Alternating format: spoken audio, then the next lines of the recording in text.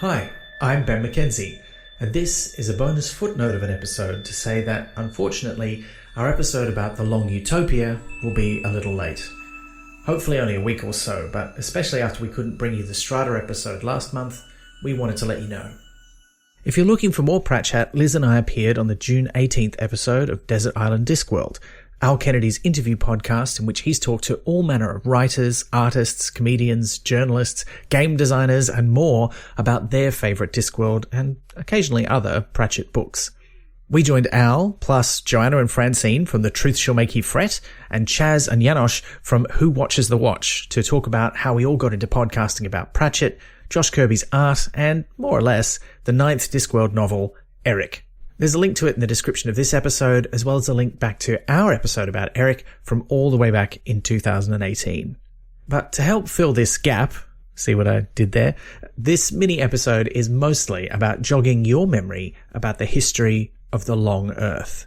After all, the Long Utopia will be the 4th book of a 5-book series that spans decades of alternate science fiction history, and we thought, as did some of you, that a recap might be due. So, previously, in the Long Earth. In 2015, an anonymous figure releases to the public plans for a stepper box, a simple electronic device powered by a potato battery which nearly anyone can build and which allows them to step to other worlds. These other worlds are alternate versions of Earth, where humans never existed, and there seems to be an infinite number of them stretching in an unbroken line in 2 directions, labelled East and West, from the original, or datum, Earth. It's mostly kids who build the boxes on that first day, known as Step Day, and amongst them, one becomes a hero, Joshua Valiente, a teen from an orphan home in Madison, Wisconsin, who has his wits about him and helps save many other kids from getting lost in the uninhabited forests of the other worlds. He is befriended by Monica Spooky Jansen, a police officer investigating the origins of the stepper box. Human history is irrevocably changed by the availability of seemingly infinite space and resources just next door, and in the years following Step Day, more and more pioneers leave datum Earth behind to establish new settlements on worlds thousands of steps away from the original. Iron can't be stepped between worlds, so these new towns feel a bit like the Old West, especially in America.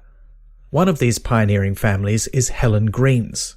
They settle in a world about 100,000 steps from datum Earth in a town they name Reboot, but her parents leave her brother Rod behind because he is phobic, unable to step without becoming horribly ill. 15 years after Step Day, in 2030, Joshua is summoned to meet with Lobsang, an artificial intelligence who has successfully applied for recognition as a person by claiming to be the reincarnation of a Tibetan motorcycle repairman. He knows Joshua's secret. Joshua is a natural stepper, one of a few humans throughout history who have been able to step without a box.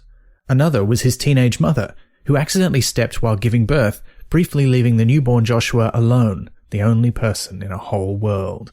This experience seems to be why Joshua has a sensitivity to the minds of other sentient creatures, pushing him to head far away from the datum Earth seeking quiet in his head. But recently, he's been having headaches. Lobsang knows all this and recruits Joshua to go on an excursion far into the Long Earth aboard a special airship, the Mark Twain, that can be stepped by its pilot. They go around 1 million steps west, encountering many weird things, including Joker worlds, which are markedly different from the ones around them. They also meet natural stepper Sally Lindsay, who can take shortcuts through the Long Earth using soft places, and whose father was the one who invented the stepper box. They meet intelligent humanoid creatures who can also step, including the large, friendly trolls, curious kobolds, and nasty, violent elves.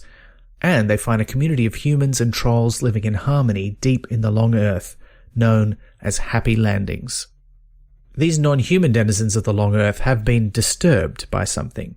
The trolls and others are moving towards the humans' homeworld.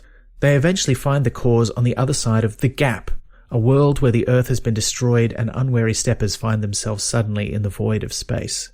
A huge creature, a colony of billions of microorganisms, has been making its way towards the datum Earth and engulfing everything in its wake.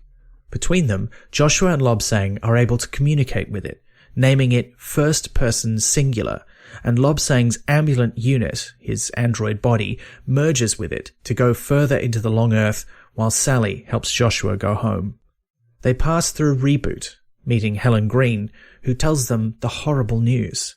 Their home of Madison on Datum Earth has been destroyed by a suitcase nuke, set off by her own brother, Rod Green, who had been recruited by anti-Stepper terrorists.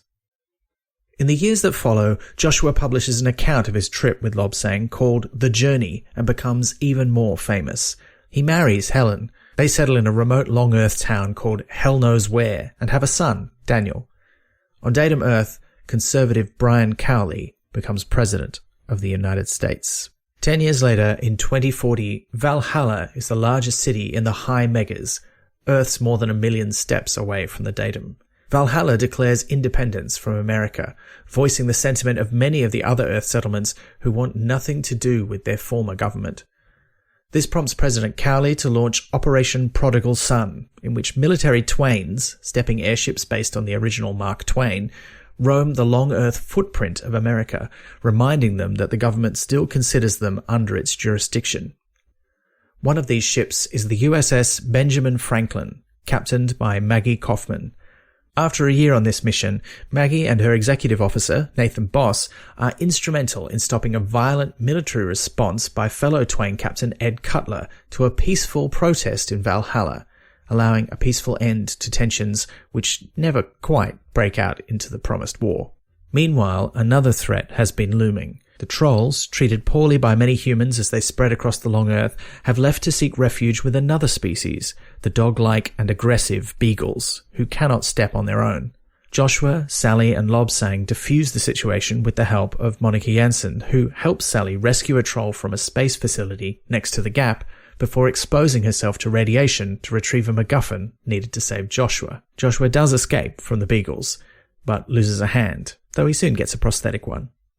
Also in the year 2040, Roberta Golding, a highly intelligent 15-year-old from Happy Landings, wins a scholarship to join a Chinese military Twain on their East 20 Million mission, setting a record for heading far into the long Earth and seeing many amazing creatures along the way.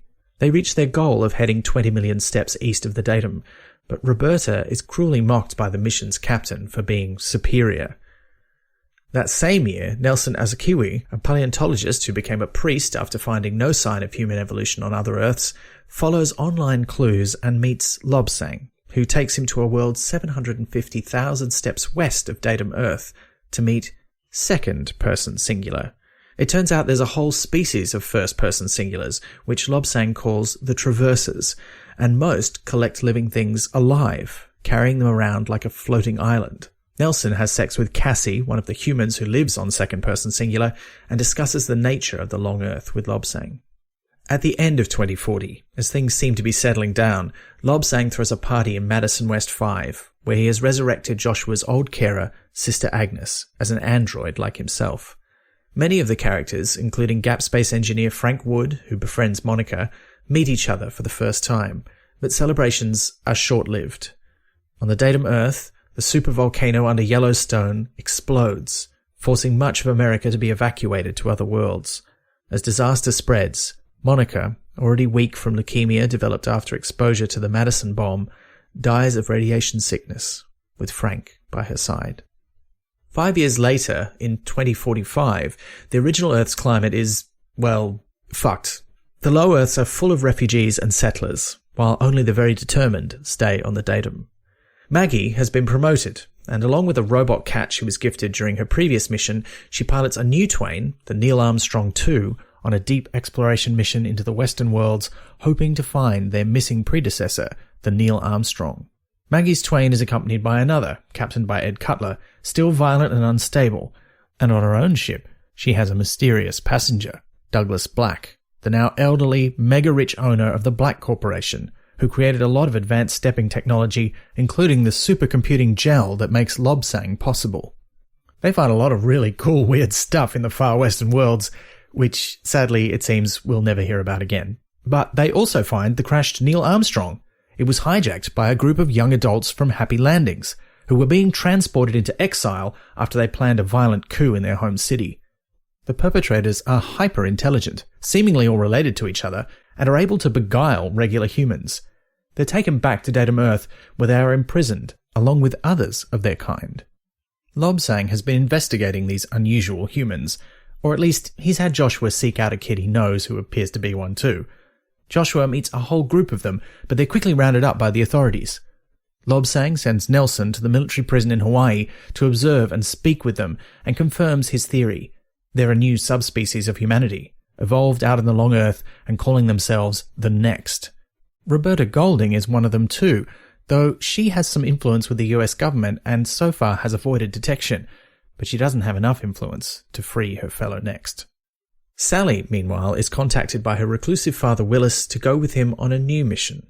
Along with Frank Wood, they enter the gap and take an advanced spacecraft to Mars, where they confirm that every world has a long version, and using advanced stepping gliders they've brought with them, search the long Mars for something.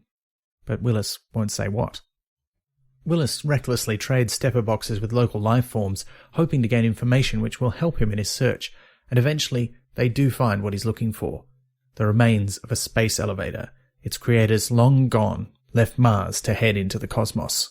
While Willis successfully collects a sample of the material used to construct the super-strong line, a Martian he pissed off chases them across the long Mars, and Willis is forced to choose between saving Sally or Frank. He chooses Sally, and Frank is killed.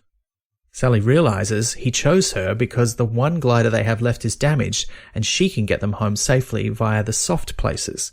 Though Willis's goal is ultimately altruistic, he wants to provide clean energy and space access for the worlds of the long Earth, Sally is disgusted at the way he's used her and Frank.